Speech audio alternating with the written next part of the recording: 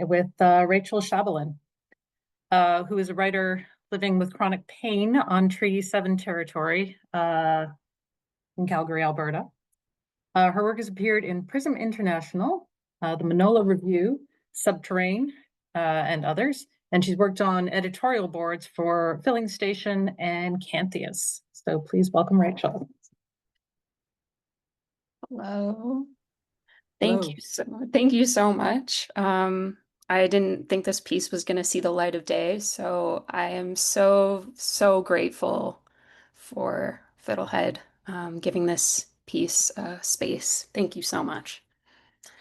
All right, I'm just going to put my timer on because I tend to read slower in real life than when I practice, so I just want to put that on. Okay.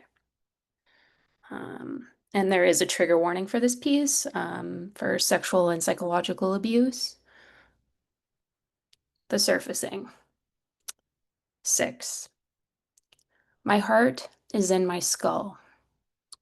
I'm wearing a faded pajama shirt. I'm sitting at my desk in my room, my homework splayed in front of me. Science in Action 8. The cover is sky blue and shows a magnified image of a droplet creating ripples in a body of water. His hands are on my neck, massaging my stiff scalene and trapezius muscles. His fingers dig and press into the meat of my skin. He's testing his grip. He's separating bark from a tree, peeling back the layers.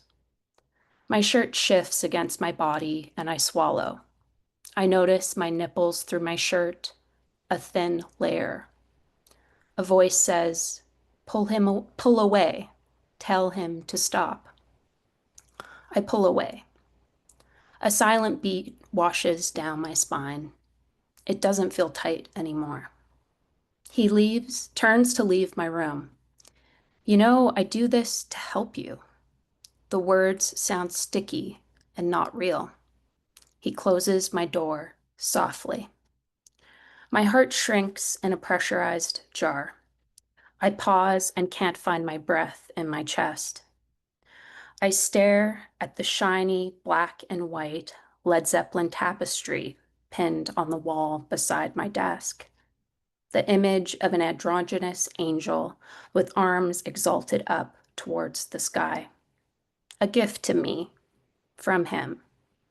A gift from his childhood he wants me to treasure.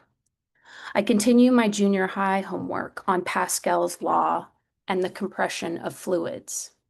His fingerprints burning on my skin. My hands are shaking, slimy and cold. The letters in my homework grow swollen and large. The lead of my pencil indenting the page. In my journal, I never document his fingerprints. I don't think to write it down. I continue writing about my grades and my crushes. I'm obsessed with a professional hockey player who is twice my age, and I write about him instead. Maybe we can meet one day. I'm disruptive. I have laugh attacks in class. My name is written in a thundercloud. I'm sent to the hall. Each day I write in my journal using a different color of gel pen. The ink silky and sparkly. The visitations occur several times, all in the period when no one else is home. He ends up in my room with his hands working out the knots in my neck. He is the first person to touch me with such focus and attention. When did my neck and back become such a problem? I'm on my bed on all fours, my palms and knees sinking into my twin bed, my red and white duvet.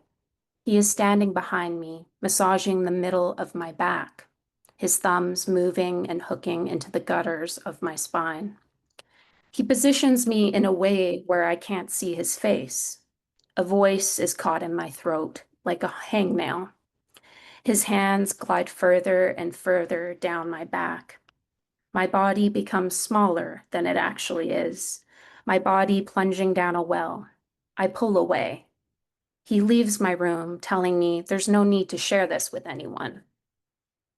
One day, I approach my mom about what is going on after she gets home from work.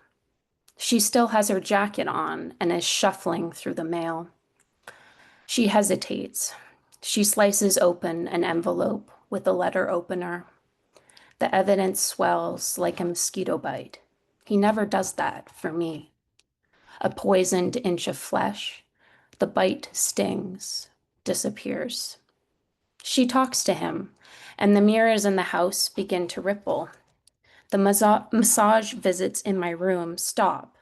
The facts are drowned in a distorted story, an altered reflection. At night, lying on my back, staring up into the dark, I question if it really happened. My childhood home becomes an island. I stop keeping a journal. I stop believing in God. 5. He's creative. He's an intuitive cook. He's a passionate audiophile who collects LPs. He struggled with dyslexia as a kid. Every morning, he swallows pills to slow down the fusing of his spine. He puts pride into his work and takes care of his belongings. He likes to have the best, and he likes to be the best. He folds his laundry into neat pressed squares. He buys my mom clothes from expensive stores. He calls the women who work there by their first name and grins when he swipes his joint credit card. When no one is home, I open my mom's sweater drawer and run my fingers along the cashmere and cable net. I try her expired makeup and beauty samples. I don't notice how she can't throw anything away. The best knives for cooking, the best wine, the best stuff, the best. He brags about growing up in Mexico and him and his brother being the only white boys in the school. His prized possessions and his voice fill every corner of the house. Empty bottles of Don Julio. He tells me about the fancy car he drove and being a quarterback in high school. He introduces me to the Beatles and teaches me about white dad rock, the British invasion. On the island, I only hear this era of music. It erases and silences anything else. On the island, his taste becomes my taste. History Side A, white noise. A sweaty man with long blonde hair singing and screaming, choking a microphone. A list of stolen songs on the charts. He is impressed how I already know all the words, the titles of every album and song. On some nights, while sitting and listening to music, the tension is veiled by the soft crackling of the vinyl, the gentle hiss of the needle. Why can't you be nice to him? The pressurized jar holding my heart is hissing. It has a leak. This is my home. It's safe here. The notes and voices spilling from the speakers are pure and crisp. Guilt constricts my veins. I'm cruel. This is just who he is. He's different. He's a complex person. He's not so bad. I feel the snare drum in my teeth. I imagine John Lennon's breath on the microphone. My mom tells me his dad was viciously abusive to his mother.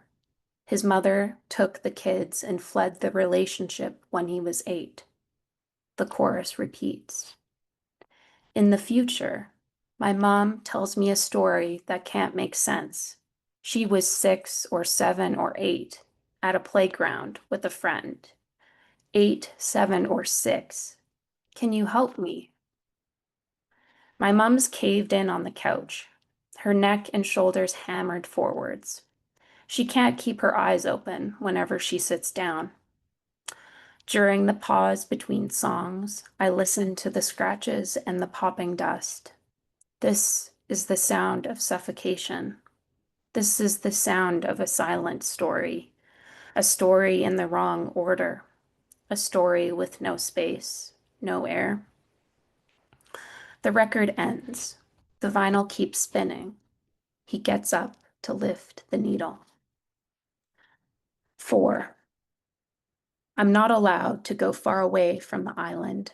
My mom needs to know where I am. Am I doing anything bad? Am I busy being a teenager? After school, she calls to make sure my friends and I aren't watching any R-rated movies. Are there any sex scenes, violence, nudity? I go to a house party and lie that my friend's parents are there. Later, my mom tells me she knows I lied. She drove by the house. No parents. I stop going to house parties. I stop making friends. I stop making new friends unless my mom can meet them. Meet them face to face and talk to their parents. Thank you.